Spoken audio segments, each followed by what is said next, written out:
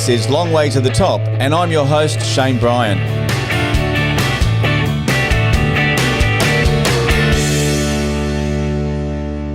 Welcome to Long Way to the Top. A few months ago, I had the opportunity to chat with the Nashville-based shock rocker, Chuck Garric, bass player for the original shock rocker, Alice Cooper. Also, Alice Cooper's daughter, Calico Cooper. Together, they form Beasto Blanco, a incredible, raw, powerful rock and roll band with a searing live experience.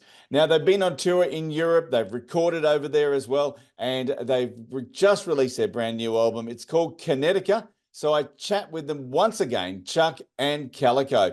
Now, before I get into that discussion, I would love you to subscribe to YouTube, leave a comment on the video, and every month I'm going to be giving away a vinyl album to one lucky subscriber. Enjoy this chat with Chuck and Calico, Beasto Blanco. Well, it is good to be joined by both Beasto and Machine Girl. Welcome.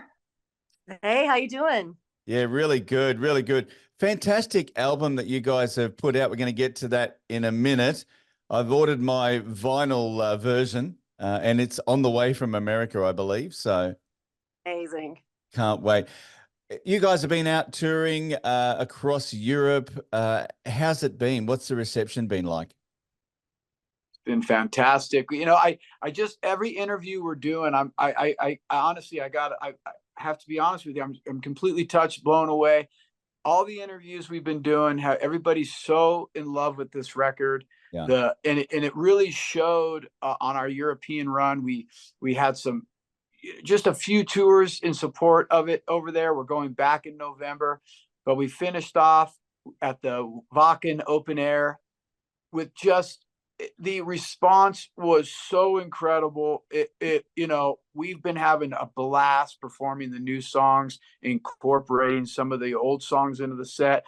It's been well received, not only by our fans, but by ourselves as well. We're having a great time. It's such a different album to your past work. I mean, your past work was very sort of, you know, gritty rock and roll. This is really theatrical, moody, industrial. I mean, every song is different. Yeah, I love the word moody. I do. Yeah. I really do, because it takes a little bit of confidence to, you know, I kind of feel like guys like Nine Inch Nails and things like that have the confidence to be moody. You know what I mean? And not dour, but just like there's something a little more, I hate to say the word mature about it, but I think, like, you know, party songs have been kind of our bread and butter, you know, motorcycle ride and party songs. And I think these songs kind of demand that you dig a little darker and go a little deeper and kind of show another level that we have.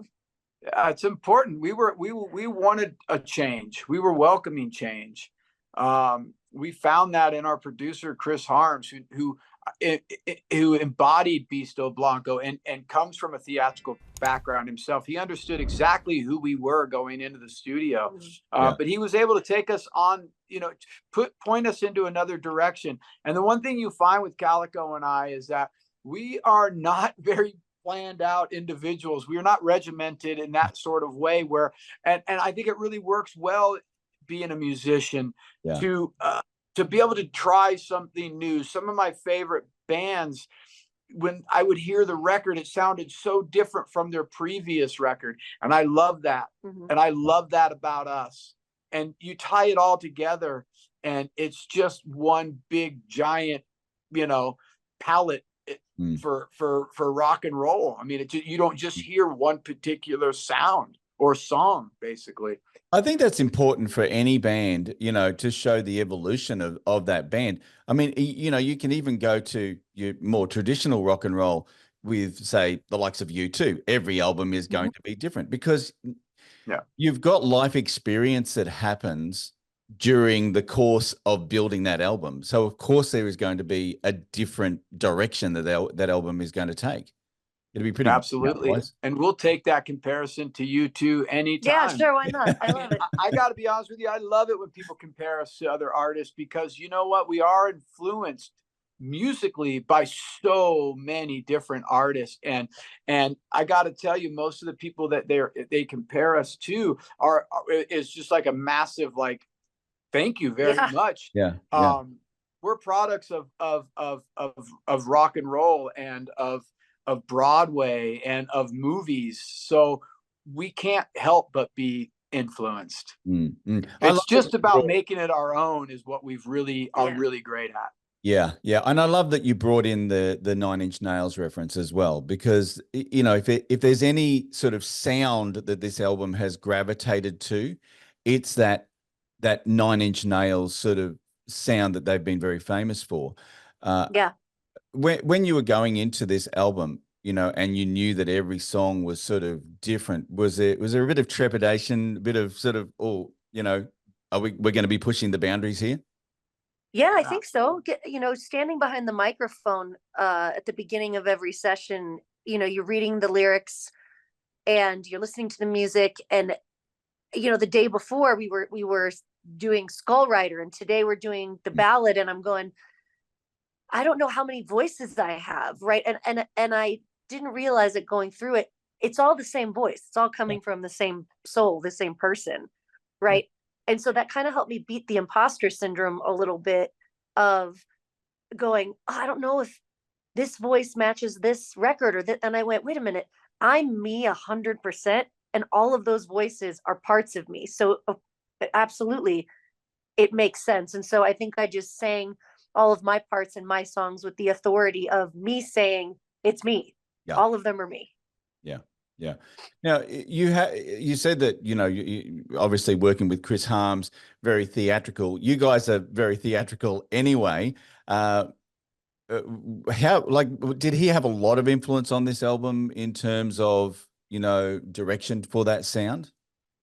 Absolutely. Yeah. I mean, he came in as, you know, hey, I've written a couple of songs. I would love to hear what you sound like on them, Chuck. Let me know what you think of this. And when he heard my voice on the songs that he was coming up with, we knew instantly that we were on to something. But what I loved mostly about Harms was that not only was he acting as, you know, co-songwriter, but he was acting as producer, and he knew exactly what he wanted. He knew where we were going and what the mix was going to be like before we even started. And that's the sign of a real producer, of somebody who has a vision. And Chris Harms did not waver from that. And nor did he get any friction from us as well. I trusted him 100%, even when I knew that song is so different from Beasto, but yet I trusted him so much that I knew that it was all going to tie in together perfectly. Yeah, yeah. He obviously, you know, for those who don't know who Chris Harms is, Lord of the Lost, the band. They're a German dark rock band. We know them from Eurovision 2023. How did you guys meet? Yeah, we were in Germany. We were on tour, or I wouldn't necessarily call it a tour, but we were playing a couple of shows with some of our friends in Frankfurt, big shows in the stadium. And a guy by the name of Eric Burton came in to watch us because he had heard about Beasto Blanco. And he was from Schubert Publishing Company. He instantly fell in love with us, met us backstage. What I loved about Eric too, as well, is the first time ever meeting him, he told us that we needed to change our set list and add a couple of songs in there that he felt would go better over the German crowd. He didn't even know us. And we said, okay, let's do it. So the next night, because we played 3 nights in a row, we changed our set list, and he was spot on. So I was like, all right, we're gonna trust this guy. And he says, I got a guy by the name of Chris Harms that I think would be the perfect producer for you. And he was right. So it was Eric Burton that introduced us to Chris. And now we're going on tour with Lord of the Lost in September. Oh, fantastic. You can definitely hear the like the multi sort of layers that you've got within the songs, you know. And the more you listen to the songs, this is what I've sort of found going through it. The more that you listen to the songs, you can hear different things with each listen. Sure, that's what it's all about, right? It's like these little gems. I mean, the reason why I love music so much is I can, you know, still listen to some of my favorite bands. I'll go back and listen to a Queen album or something and go, oh my gosh, I didn't even hear that before. And that's us, you know, growing our, our musical, senses, if you will, and we just start listening differently, and that's what's important. Yeah, and I'm a music nerd, so when I listen to music, I get really excited about I'll play Chuck a bunch of tracks and I go, okay, so listen here, how you can barely hear it, but this riff is the same through the whole record. They bury it in every song and blah blah blah. And like I've always been that way, and so it's cool to have made a record that other people are reacting that way to. Yeah. No, I completely agree. I talking about, I guess different riffs and that some of the songs, if we can just go through a couple of the tracks on the album, I really love Slide. There's a really solid sort of sound that's coming through that. You've kind of buried the vocals a bit. You brought the the instruments out, and you've made it really sort of like dirty. And it's slimy. Yeah. So it's one of the songs that when we talk about that tune, it was the last song we recorded for the record, and it was one of those songs where we almost forgot about it because I had taken the song and rewrote the lyrics, and Chris Harms had another working title for it, and I had a different title than him, and he kept bringing up this song, and I'm going, what song is he talking about? I don't even know what he's talking about. So we just kept putting it on the back burner. And then he said, hey, we got to work on this song. And I honestly think the song title, he called it Securities or Insecurities or something. And I go, what song are you talking about? And he played me a little bit. I go, oh, you mean Slide. And he goes, what the fuck you mean Slide? What is that? And I go, no, I rewrote the lyrics. So he goes, all right, well, let's get in there and let's hear what you got. And as soon as I'm floating and I'm drifting. And it was like, oh, we're on to something here. So then everybody just sort of went, okay, come back in here. Let's talk about what we're doing. And we got that dirty bass line in there. And we just made it as raw as we could and as commercial, but yet just rock and roll as possible. So it's got a lot of, that's the thing about this record, Connecticut, is you can call it whatever you want, but we really focused on lyrics, hooks, and giving the listener a vision when they're listening to the song. Yeah, it's definitely my favorite song on the album. That's cool. I'm loving hearing what people's favorite songs are. They're all different. I bet every time we do an interview, it's like, oh no, this and this, and I'm going, thank you, God, for this. Yeah, good. Yeah. Now, obviously, Unreal, Chris actually sings on the song. What was that like? Because you're handing over not really handing over the reins, but you're saying, okay, come on, you can join us. It was his idea. We wanted him on it. Yeah. I went home. We had the song structure, right? And then they said, can you write some lyrics? And again, that was one of the dirtier songs. And I literally went home that night and the lyrics it came so easy, so easy. And there was all this wordplay, and sometimes no matter what you do in life, like whatever your hobby or your job is, sometimes you just have one of those days where you just crush it. And I went home, I laid on the couch, right, in our apartment we were staying at, and I was on my phone, and I just started writing the smuttiest lyrics. And I turned it over, and I'm reading them to Chris and Chuck, and they're both like, whoa. And I was like, well, you asked me to do it, so. Yeah, we were kind of going for, one of the artists that we love a lot of, we really admire is K-Flay, but at the same time, I love Chris Harms' voice. Yeah. And we heard the bridge section, and it was just obvious. Like I said, man, you're not going to get any friction from Calico and I. When something is right, and we're not going to do something because our egos demand it. Mm-hmm. Chris Harms needed to be on this record. Absolutely. He's a game changer for us. And again, he crushed it, and it's been such a well-received track. Yeah, fantastic track. Now, talking about singing in that, now, most of the songs, obviously, Calico, you harmonize. Nobody Moves, you've stepped out and gone, nah, no, I'm going to do this one. What was that? Yeah.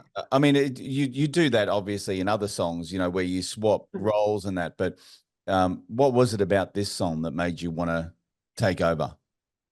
He said we got into the studio and Chuck's talking about, we don't, most of the time, there's some exceptions, but most of the time we don't know who's going to sing the song. Right. And it just sort of we let the environment sort of stuff influence us. And I think we were really inspired by that European sort of Nightwish spy voice, Yes. this beautiful thing, and this answer back. And usually it's him singing and I answer back. So me stepping out and singing and him doing the answer back felt like that hadn't been done yet on the record, and so we do it live all the time with songs that that don't necessarily have that on the record. We've switched it around to do that. So we're like, people seem to love that, so let's try it. And we just played it, at Vakken and stuff, and everybody's singing along. I don't know how they know it so fast, but they're going, oh, right. It was the best feeling in the world, really. Yeah. And that was Chris's, baby. I had written that whole entire song, but when I presented it to him, the one thing I wasn't happy with was my verses. So Chris took it home that night and showed us what his thought were and we loved it instantly and just started writing down lyrics, man. Yeah. Now, speaking of Vakken, you were obviously, you rocked it, completely rocked it. What was it like? Because the audience was insane. Yeah, it was incredible, man. It's the perfect place for bands like ourselves. It's it's the perfect combination of lovers of music and bands who love to play in front of big crowds. It just was a perfect combination. And not only that, but everybody's just getting along and hanging out and supporting each other. And it really is a fantastic community. Yeah. Now you guys are going back on tour. I believe you're heading out with the Dead Daisies. We're heading out with them in November in Europe, and then hopefully we're going to get out to Australia sometime soon. Yeah, we really want to make it there. That'd be great. Get us out there, man. Keep pushing us. You were here in April for Pandemonium. I would love to see. I'd love to see you guys here just doing a tour, and maybe even with Doug and John from Dead Daisies. Be fantastic, man. We would love it. What a combination, man. Yeah, for sure, bro. Thank you so much, man. We look forward to seeing you. And we'll definitely do Slide. Absolutely. Thank you so much, Chuck and Calico, for joining us on the show. Talk to you soon, my friend. Bye. See you later. Bye. Bye. Thanks for listening. I hope you've enjoyed this episode of Long Way to the Top. Hit plus or follow to subscribe to the podcast, and head over to Facebook at the Long Way to the Top podcast and give us a like. Keep on rocking, and I'll catch you on the next episode of Long Way to the Top.